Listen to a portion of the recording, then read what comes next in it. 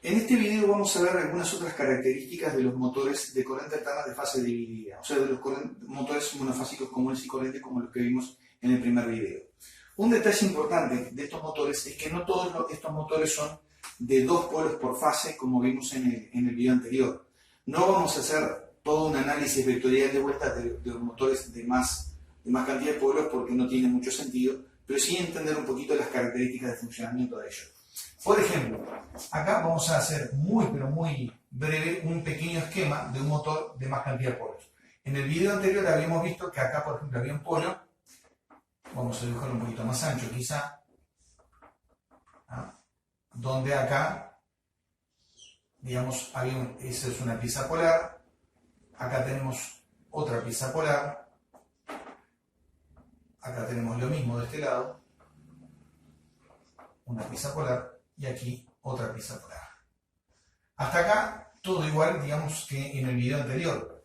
No hay básicamente ninguna diferencia.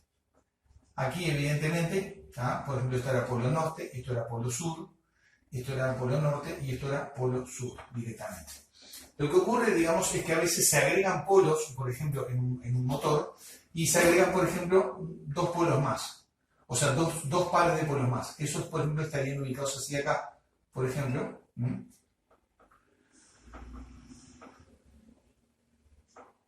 Y en estos pares de polos justamente harían nuevos bobinados, nuevos bobinados con dos tensiones también desfasadas en 90 grados. En este caso los polos serían sur, norte, ¿no? Acá están desplazados, sur, norte, digo norte, acá viene sur y aquí viene norte. Entonces los polos quedan intercalados. Ven que acá la cantidad de polos es el doble que en el caso anterior. El motor anterior era de dos polos por fase. Vamos a poner entre paréntesis, esto era el anterior. En este presente, viene siendo un motor de 4 polos por fase. Ahora, ¿qué ventaja y desventaja tiene esto? 4 polos por fase. La ventaja que tiene esto es que en concreto hay un mayor control de la rotación del motor. Es un control mucho más efectivo de la rotación del motor. ¿Qué significa eso? Al tener más cantidad de polos, para las mismas tensiones desplazarse en un ángulo de 90 grados, en el video anterior vimos que, por ejemplo, cuando la onda, digamos, hacía un desplazamiento de cualquiera de las dos ondas, por ejemplo, la A, un desplazamiento de 90 grados, o la B, cualquiera, ¿no? Un desplazamiento de 90 grados, el motor giraba exactamente, digamos, un cuarto de vuelta.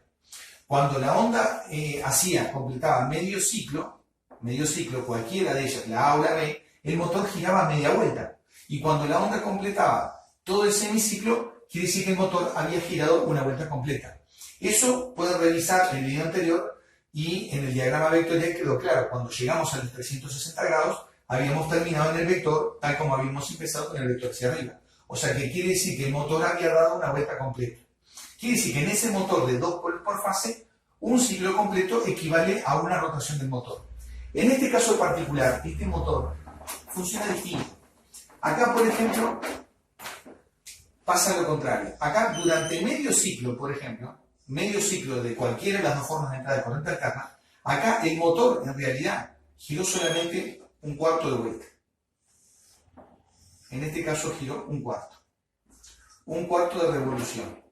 Cuando se produce el otro semiciclo de la corriente alterna, ahí recién gira otro cuarto de vuelta. Entonces, ¿qué significa? Que la velocidad de este motor es la mitad exactamente que en el caso anterior. Porque si acá, cuando se produce un ciclo completo de la corriente alterna, el motor recién giró media vuelta, quiere decir que la velocidad es la mitad. ¿Cuál es la deducción? Que si duplicamos la cantidad de polos por fase, se reduce a la mitad la velocidad de rotación del motor. Si este motor, por ejemplo, tuviera 8 polos por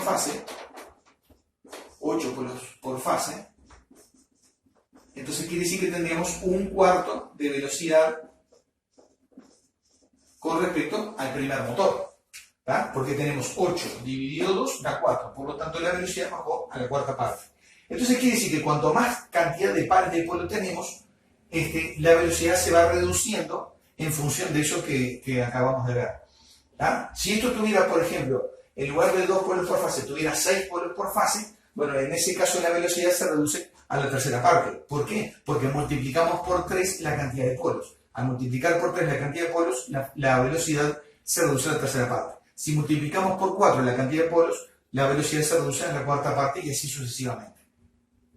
Hay una fórmula con la cual podemos calcular la velocidad del campo, la velocidad del campo giratorio, que lo llamamos con SI, que viene siendo igual en nuestra red de alumbrado a 50 ciclos, esto es igual a 50 ciclos por segundo, por 120 sobre el número de pares de polos. Esto viene siendo, esto que está acá, vamos a diagramarlo bien, el número de polos por fase. Número de polos por fase. ¿Se acuerdan que una fase, por ejemplo, era la tensión A, la otra fase era la tensión B? Bueno, en ese caso, por ejemplo, en el motor anterior era 2 polos por fase. Porque para el bobinado A, por ejemplo, el bobinado se enganchaba en este polo norte y en este polo sur. El otro en este polo sur y en este otro polo norte. Entonces son 2 polos por fase. Antes había solamente 2 acá y 2 acá. Estos 2 eran para el bobinado A y estos 2 para el bobinado B. Entonces son 2 polos por fase. Esta fórmula nos permite calcular, por lo tanto, la velocidad, digamos, de rotación del motor. Donde P es el número de polos por fase. En este caso acá, por ejemplo, tendríamos, ¿tá? En este caso tendríamos acá, exactamente tendríamos 4 polos por fase, en este caso, 4 polos por fase. Vamos a ver, por ejemplo, en el ejemplo anterior, cuánto sería la velocidad de rotación del motor. Vamos a suponer, motor, 2 polos por fase. Por fase. Acá vamos a poner ejemplo anterior. ¿Ah? O sea, del video anterior. Entonces, en este caso, la velocidad del motor teórica sería 50 por 120, 50 por 120 sobre 2. O sea, en este caso, esto sería unas 3000 revoluciones por minuto, sería lo que está dando en este caso. 3000 revoluciones por minuto. En este motor que está acá, que viene siendo de 4 polos por fase, tenemos que SI sería igual a 50 por 120 sobre 4. Y esto sería exactamente a 1500 revoluciones por minuto. ¿Tá? 1500 revoluciones por minuto. Como ven acá, hay una pérdida en la velocidad. Pero eso, digamos, tiene 2 ventajas. Por un lado, permite un mayor control si queremos controlar la velocidad de este motor. Que controlar la velocidad de los motores de corriente alterna no es tan fácil a menos que estén hechos especialmente para eso. Que es lo que se llaman los servomotores, y eso ya lo explicamos en el video anterior. Repasando ligeramente, los motores para control de velocidad, esas tiritas que iban en el rotor, incrustadas en el rotor, eran más cantidad y más finas, y eso permitía un control mayor de la velocidad. Los motores comunes y corrientes no están adaptados como para eso y por lo tanto hacer un control de velocidad se puede sin ningún problema, pero no quedan tan perfectamente bien hechos como un motor que fue diseñado especialmente para control de velocidad. Los motores que fueron diseñados especialmente para control de velocidad, uno puede tener un control bastante exacto hasta en el desplazamiento exacto del motor. O sea, uno quiere que gire tantos grados y va a girar exactamente tantos grados. Con estos otros, con los motores comunes y corrientes, no es tan sencillo. De todas maneras, acá se ve con esta fórmula que incluso otro detalle que se puede observar es que la velocidad de rotación del campo magnético, que esto es lo que representa la velocidad de rotación del campo magnético, depende totalmente de la frecuencia de la red de alumbrado. Acá nosotros trabajamos con 50 ciclos y por lo tanto los motores nuestros son un poco más lentos, si vamos al caso, que los que se utilizan, por ejemplo, en Estados Unidos. En Estados Unidos o los países que utilizan líneas de alimentación de alterna de 60 ciclos, acá sería 60 por 120 sobre 4. Por lo tanto, por ejemplo, este motor acá sería de 3600 revoluciones por minuto y este sería de 1800 revoluciones por minuto. Esa sería la diferencia entre uno y otro. Ahora, bueno, ustedes dirán, bueno, ¿para qué agregar más motores, más polos y perder velocidad? O sea, agregamos polos, complicamos el bobinado, llevamos cantidad de alambre, más vueltas, más mano de obra, ¿y qué tenemos a cambio? Bueno, lo que tenemos a cambio es una mayor fuerza. En la medida justamente que en un motor se reduce la velocidad, aumenta la fuerza, cuando se diseña especialmente de esa manera, ¿no? no estoy hablando de condiciones de funcionamiento. O sea que en este caso, por ejemplo, el hecho de aumentar el número de polos del motor, eso trae como beneficio, por un lado, como pérdida, trae una pérdida de velocidad, y como beneficio un aumento de la fuerza del motor y una precisión en el control. Esa sería la ventaja más destacable que tiene, digamos, un motor de este tipo. Ahora vamos a ver otro detalle, por ejemplo, que tiene que ver, digamos, con la velocidad real del motor y todo ese tipo de cosas. Lo que nosotros acabamos de calcular es una velocidad teórica, que es la velocidad, digamos, del campo magnético en concreto. Pero eso no significa que esa sea la velocidad real del motor en todos los casos. Al contrario, generalmente es menor. O sea que en una palabra, la velocidad de rotación real del eje del motor es menor. Por ejemplo, un motor que sea de 1500 revoluciones por minuto, por ejemplo, un motor de 1500 revoluciones por minuto, o sea que el parámetro SIN sea eso, o sea la velocidad de rotación del campo magnético sea 1500 revoluciones por minuto, por ejemplo, podría ser común que la velocidad real sea, por ejemplo, de 1420 revoluciones por minuto. Esto sea la velocidad real.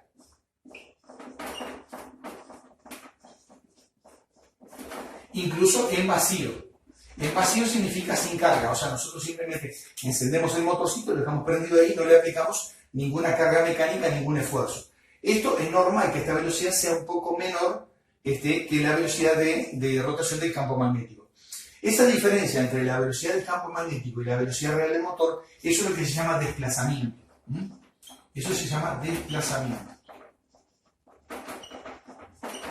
Entonces el desplazamiento, esto viene siendo a la velocidad SI menos la velocidad, digamos, que viene siendo en vacío, en este caso. En este caso tendríamos 1500 revoluciones por minuto menos 1420 revoluciones por minuto, y esto sería igual a 80 revoluciones por minuto, es lo que sería el desplazamiento.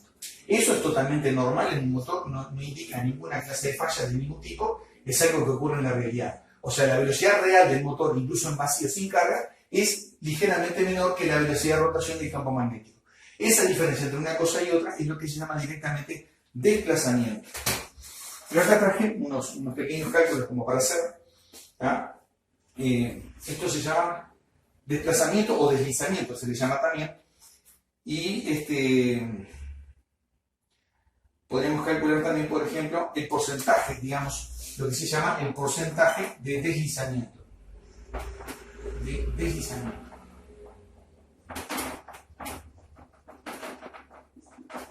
Entonces, en este caso, por ejemplo, digamos, el porcentaje de deslizamiento, esto sería igual al deslizamiento sobre la velocidad SI. O sea, en este caso es lo mismo que decir SI menos la velocidad en vacío del motor dividido la velocidad SI. Por ejemplo, en este caso, el deslizamiento sería igual a 80, el porcentaje de deslizamiento sería igual a 80 revoluciones por minuto, dividido en este caso 1500 revoluciones por minuto, y esto nos va a dar, vamos a hacer la cuenta, cuando tomamos eso, sería 80 dividido 1500 por 100. Esto sería 5,33%. Quiere decir que en este caso, digamos, el porcentaje de deslizamiento sería un 5,33% del total. Después tenemos que la velocidad del motor baja cuando el motor está cargado. Entonces ahí se obtiene una velocidad ligeramente distinta del motor, y eso se llama la velocidad de rotación. Entonces acá podemos calcular, por ejemplo, la regulación del motor, lo que se llama regulación del motor. La regulación del motor, esto viene siendo igual a la velocidad de rotación. La velocidad de rotación en vacío, o sea, sin carga mecánica ninguna aplicada, menos la velocidad de rotación en plena carga, o sea, cuando se le aplica una carga que no lo fuerza el motor al punto de la destrucción ni nada por el estilo, pero que lo hace trabajar, digamos, a plena marcha, dividido esto, la velocidad de rotación justamente a plena carga. Esto es lo que sería la regulación del motor. Y esto normalmente se especifica en porcentaje, por lo tanto lo ponemos por 100%. Vamos a suponer, por ejemplo, que este motor, vamos a suponer como ejemplo que este motor tiene una velocidad de campo magnético sin igual 1500 revoluciones por minuto. 1500 revoluciones por minuto. Vamos a suponer que tiene una velocidad de rotación en vacío de, habíamos dicho, 1420 revoluciones. Igual, en este caso, igual a 1420 revoluciones por minuto. Y vamos a suponer que tiene una velocidad de rotación en plena carga, ¿ah?, de, vamos a suponer, 1300 revoluciones por minuto. Entonces acá podemos calcular la regulación del motor. Simplemente aplicamos esta fórmula y listo. Entonces tengo la velocidad de rotación sería 1420 revoluciones por minuto, menos la velocidad plena carga, que sería 1300 revoluciones por minuto, dividido la velocidad de rotación a plena carga, o sea, 1300 revoluciones por minuto. Todo esto por 100. Ahora vamos a ver cuánto da esta cuenta, y sería 1420 menos 1300, son 120, dividido 1300